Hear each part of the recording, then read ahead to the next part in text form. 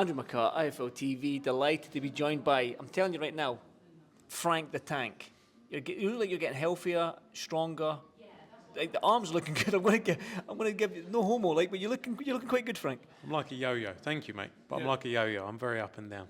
Depends what I've got going on. I'll slide in and out of the gym, to be honest. But thank you. Appreciate the kind How words. do you fit it in? Because you do travel a lot. There's the hotel gyms ain't the best at some hotels, but how do you fit it all in? Just find an hour or so. Like, I just have to get it in, don't you? Discipline. Yeah. Sometimes you like this morning. I got to be honest. This morning, I was on the phone until about 2 a.m. and I woke up to the church bells ringing at 8 a.m., which is a nice late-in, to be fair, but it was only 6 hours. And I like sleep. I'm not like one. I'm not going to pretend I'd get 5 hours sleep and I'm good. So 6 hours, and I was like, I've got to go to the gym. And I laid there for about 15 minutes on my phone. And I thought, right, up, go and do it. Get it out of the way. You feel much better, don't you? Definitely. Our gym sessions, you always feel good. But Giorgio Fisiolo behind us, we will talk about Giorgio there. However, we're in Sheffield. Pointing at the Jesus is King flag. Oh, Jesus is King. Yeah. There we go. We're here in Sheffield. Dalton Smith, banana skin fight. I mean, the young kid, Giorgio, just talking about you. Yeah, the future champion Future of the world. champ over the world. I can't believe he's 22 years old. No, you just you're matured so quickly. You can talk. You're a better talker than me now in press conferences as well. Yeah. You're not that. I'm not too. Yeah, so did I. I'm not too bad. I'm not too bad as well, he says. I'm not too bad. Yeah. You're doing well, John. But he's going to start winning world titles soon. So. Well, we will come on to him. But talking about world titles, Dalton Smith isn't far from it. Can't slip up on this one, though. He needs to win this fight, and then we're talking about the Puello fight, aren't we? Yeah, look, I think someone like Dalton Smith, we worked with him since his professional debut. It's our job to look past, if that makes sense, and look at what the future holds and build him up. He has never been a character that's looked past. You know, when we had that European title shot against Whitaker-Cameron, it's quite easy for people to slip up and not sort of go into a fight with it being 100% because they think this is easy. He showed in that performance, he was 100%, unbelievable stoppage, got everyone talking about him again. And I think on Saturday night you'll see the same thing. He's a step up from Whitaker-Cameron, yes, but it's the kind of fight he needed as we look to progress into that world title shot. He's guaranteed the world title shot. People would say just sit and wait. At the same time, he needs the momentum and he needs the activity that he didn't really have in 2024 due to injuries. And I think this is a perfect fight. The other thing with Jermaine is you've got someone who's actually come in to win. You know, he's not. You saw the way he spoke at the press conference today. He's not here just to make up the numbers. And Dalton can't look past that, but Dalton isn't that kind of individual that does. It's our job really to do, and again, not looking past Matthew Jermaine, but our job is to plan for him and his future. And the next steps after this is that WBC world title. 100%, because obviously that Adam Azim fight, I mean, I know when us Dalton, he's dismissing the Adam Azim fight now, and you're probably very much the same, I think. So 100%, get through this fight, world title.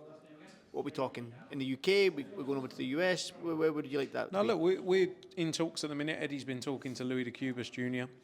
We've obviously got a good relationship with PBC and all those guys, and we have done for years. We've made fights for years, although, again, there's been back and forth. We've been able to make fights. I think that's a fight we'll see. We'd love to bring it to the UK. I think, as I said in the press conference earlier, Dalton Smith is pound for pound in Britain one of the best fighters we've got. And I believe he's going to go on for a long time. He's 28 years old and got so much to offer the sport. And he's in a great place already, you know, so early on in his career.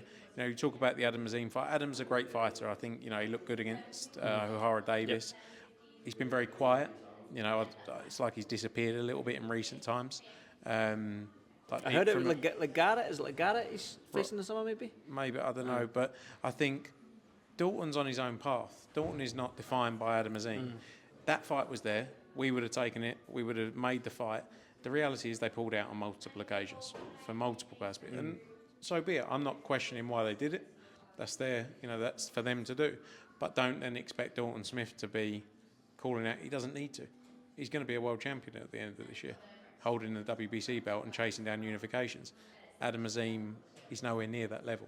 Great fighter and could be that level in time. So I'm not in any way sort of questioning Adam Azim's ability, but Dalton's way past that. You know, so like it's very much the other way around. Adam Azim needs to shout out Dalton Smith, and he'll just get ignored down, doing his thing. And good luck to him. And I hope the fight happens. It might not. It might be like one of those fights that's always spoken about. They move up in weights, something happens, and it never happens. So be it. But that's not down to us. We don't want another Tyson Fury, Joshua, do we? No, but that's not down to us. I think it's important. Like, throughout this whole process, it's never been down to us. Dalton Smith's been willing to fight anyone, and he's in a position now to fight for a world title, and that's what you're going to see.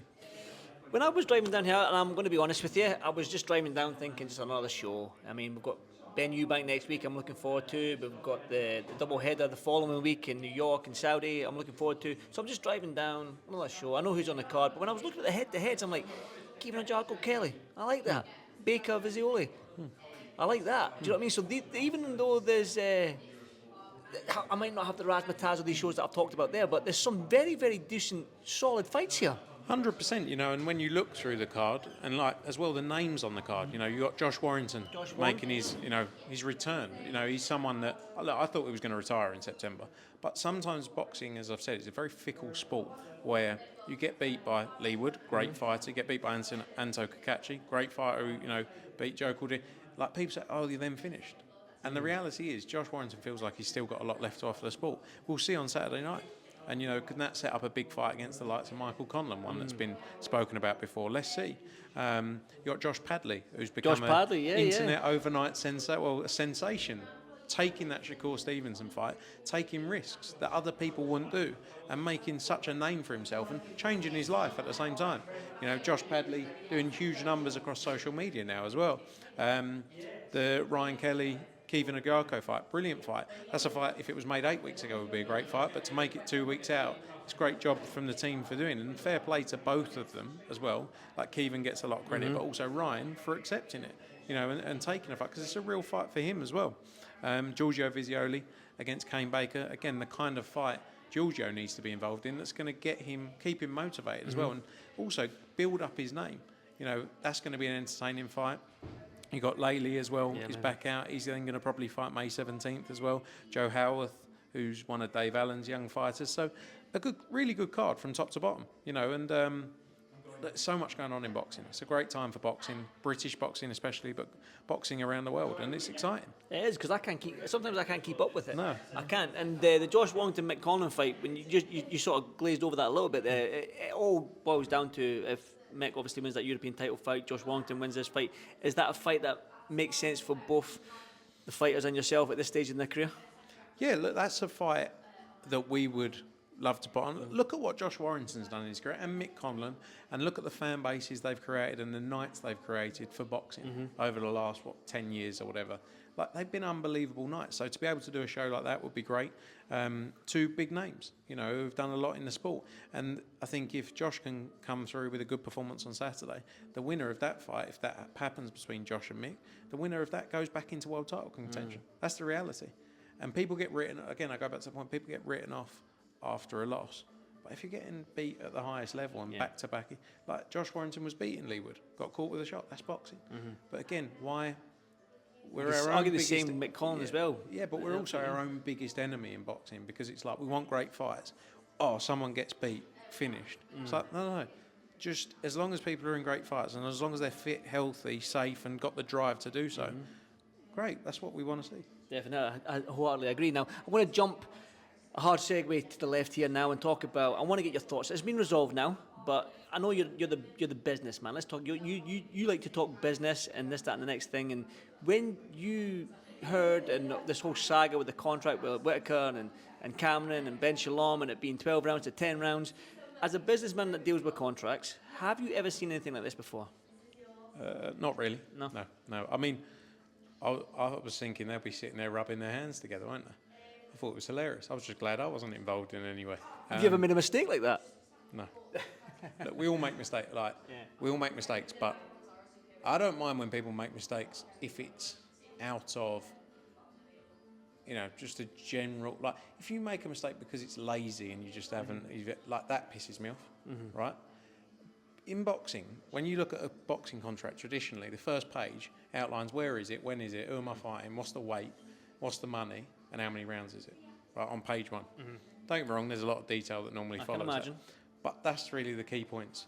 Right, Does that make sense? Yeah. Does that tally up with that? Yes. Right. That's quite a key detail that you have to get right. I'm not saying that people haven't made mistakes before. I think it's the way you handle it as well, being honest with you. And I think if you approach it in a matter, the problem is it's played out in public. And the issue is you have Ben coming out saying, no, it's all done, it's all agreed. And then the other side coming out and just going, no, it isn't. We haven't got an agreement.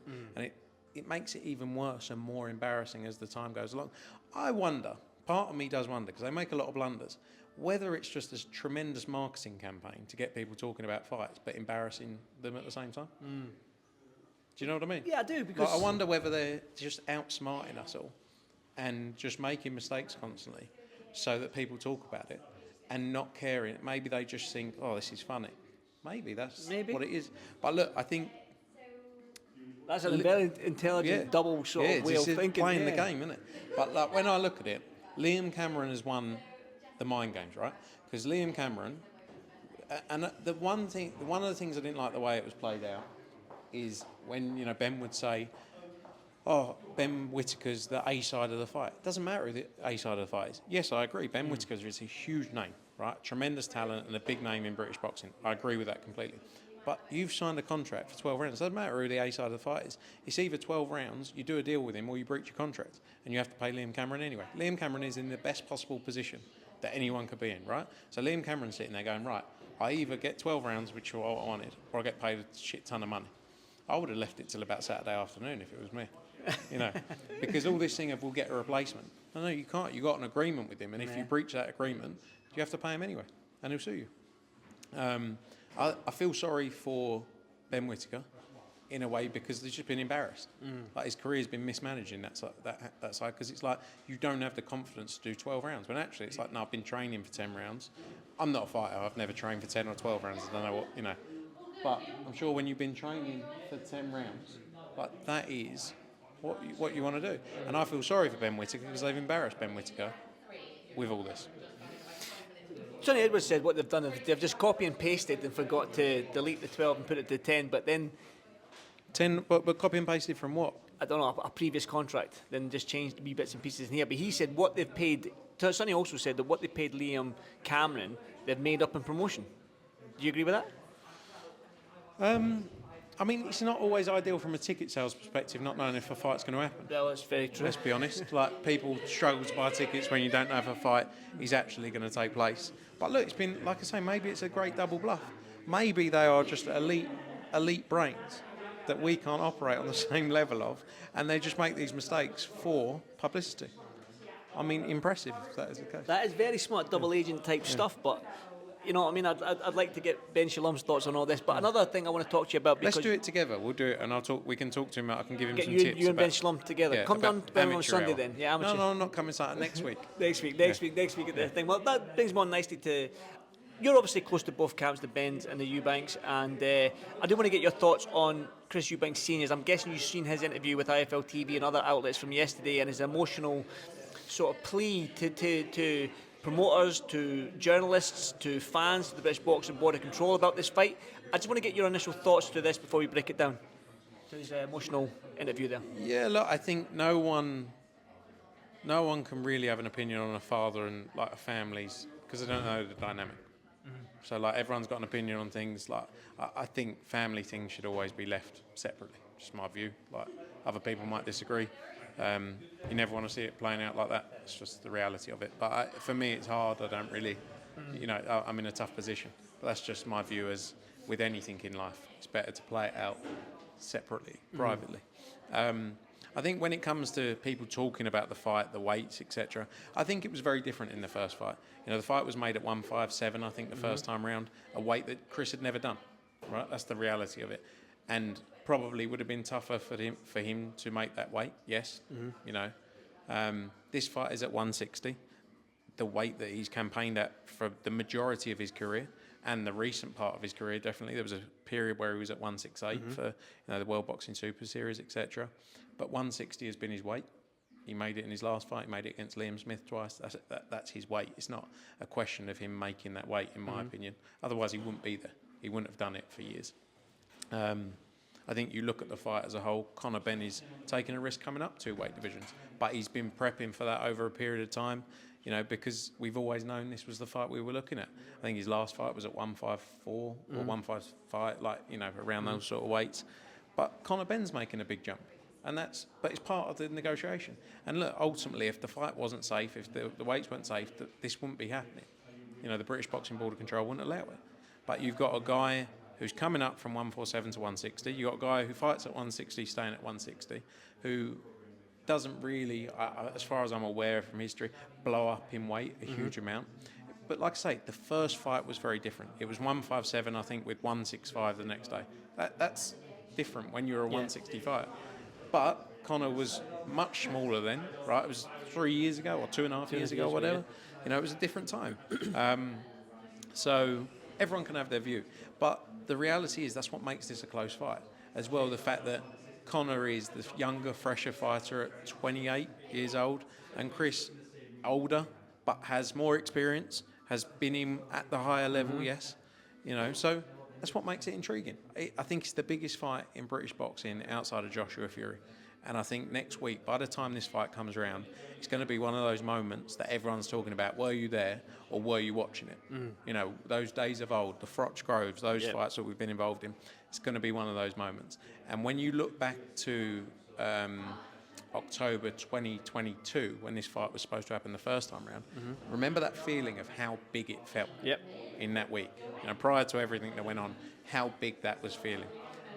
Come next Saturday night, this is all everyone will be talking about. And the best thing is, it's going to be a real fight. Whatever happens, it's going to be a barn burner. You know, and that's what I feel. Because they are both, forget boxing ability, forget what they both are very tough, right? And, you know, they're both not going to quit, you know? They both haven't got it in them. Yeah, definitely. Like, and I can't wait. I can't wait either. And just, I've got to give Senior's props a little bit here, because he seemed like more of his concern was towards Conor moving up. That was more of his concern, was a smaller guy moving up to fight the bigger guy. That was more of his concern in that interview with Coogan yesterday. And because a lot is made of Chris Eubank coming down and the rehydration clause. I'm not coming down, I know, but the rehydration clause and fighting at 160 again, he's a 168 fighter. But do you see where Senior's coming from? And not many people are talking about Conor moving up. Do you see that where Senior's concern is for Conor more so than his son? Yeah, look, I think Senior has obviously been through tough time, you know, as we said, like with Michael Watson being around that, Nick Black, you know, like he's seen a lot of tough. We're in a very dangerous sport, as we know, and we have to make the sport as safe as possible.